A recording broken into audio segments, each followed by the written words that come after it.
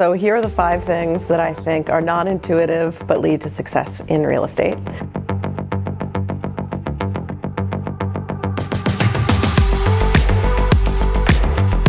Vulnerability, silence, bravery, partnership, resilience.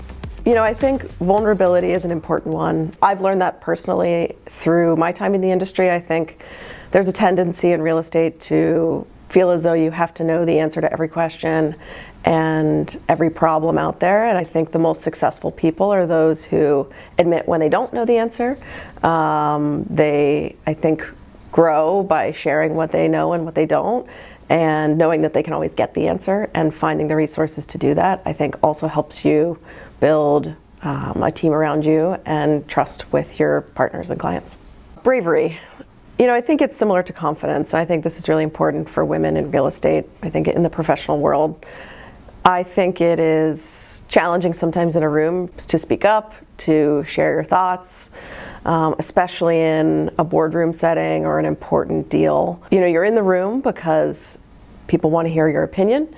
You're in the room because people trust what you're going to say, and you owe it to yourself and to the people there to share your thoughts, even if they're not necessarily consistent with everybody else. In fact, especially if they're not consistent with everybody else, the best version of you is the one that's most true to yourself. That if you try to sort of neutralize that for success, I don't think you'll be successful. Another is silence. I think it is a underutilized tool by women. I think we have a tendency to fill space when there is a moment of silence in a room. And I think particularly in a one-on-one setting, it can be a really powerful tool to learn more about the person across from you, to draw information out of them, to understand where they really sit on a topic or an issue.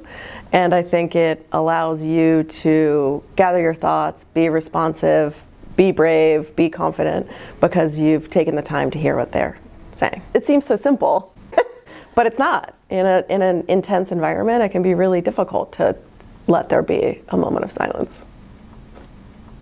Resilience. I think this is an important one in a field that is constantly changing. You have a new problem thrown at you almost every day. You don't come into the office and have a checklist or a box to check. You have to carve your own path, and you have to be responsive to a lot of complex challenges on the projects that you're in as they arise. And so I think you have to have enough energy in yourself. You have to have enough, I think, buoyance to be able to respond to that. And I think that can be really challenging, but really important in the industry.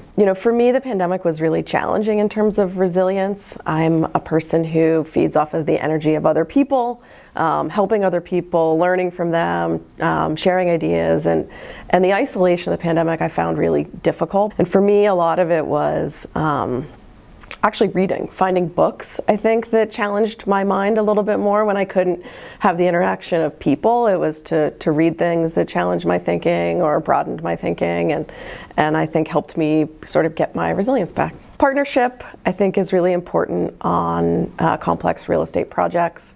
The most successful projects I've been on have had that approach. Sometimes you start there, sometimes you have to build to that place, and honestly, it's almost better when you build that partnership together.